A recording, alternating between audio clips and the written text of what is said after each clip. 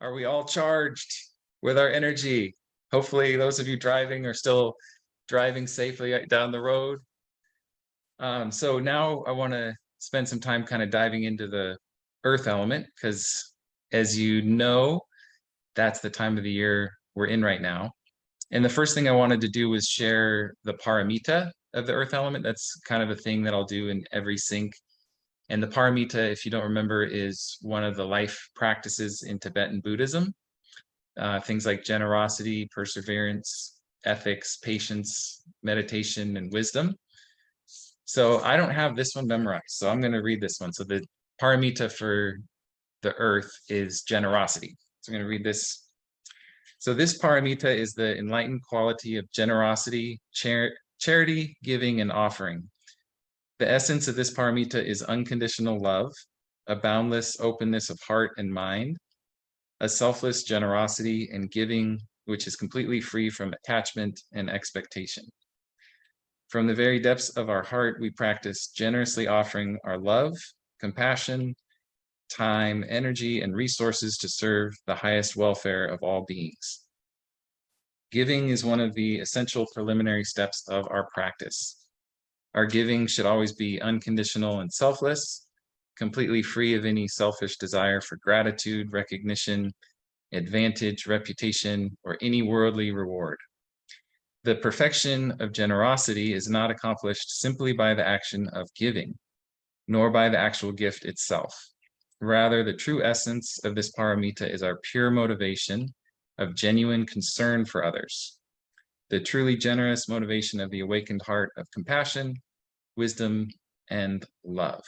In addition, our practice of giving should be free of discrimination regarding who is worthy and who is unworthy to receive.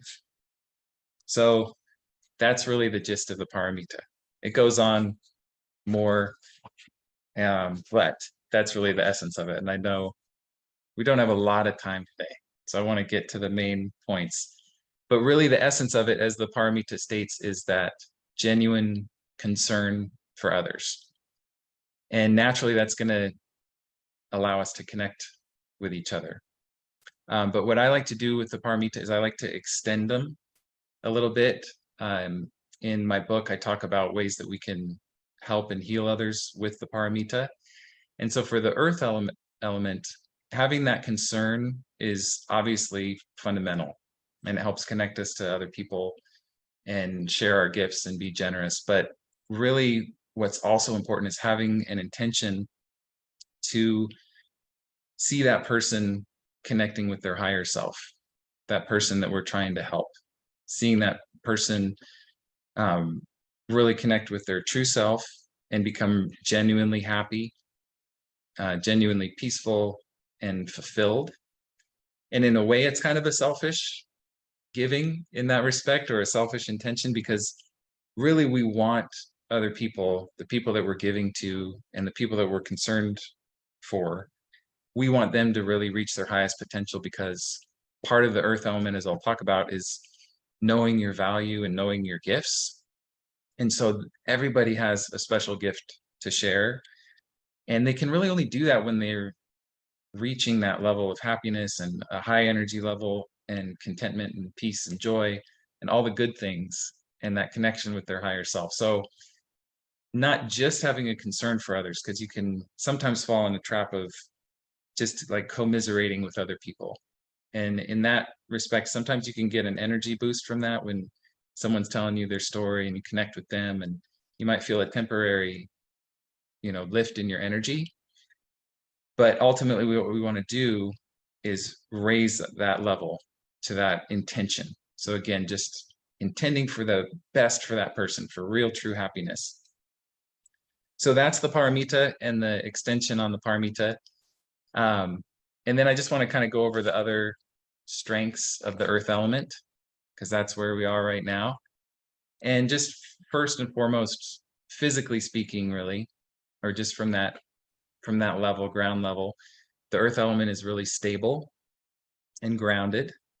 And when it's healthy, it feels very secure.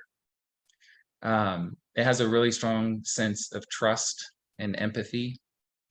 And then what I'll be talking about more, and which I brought up already, one of its key strengths is knowing its value and really just intuitively feeling what the gifts are that you have to share.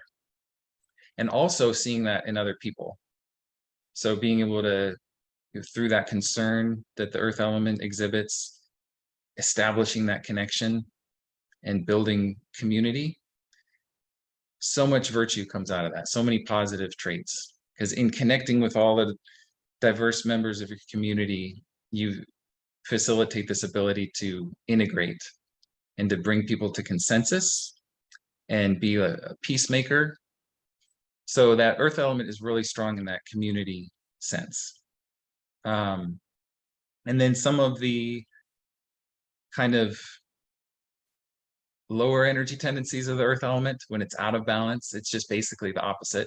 So from the ground level, it's just more feelings of insecurity, and worry is the negative emotion of the earth element. And then at that community level too, and that sense of value, when you lose connection with your true value, when you feel like you've lost that sense of what your gifts are, then you tend to get your value from other people, from outside of you. And so you start relying on other people's approval or recognition when that earth element isn't in a state of healthy balance.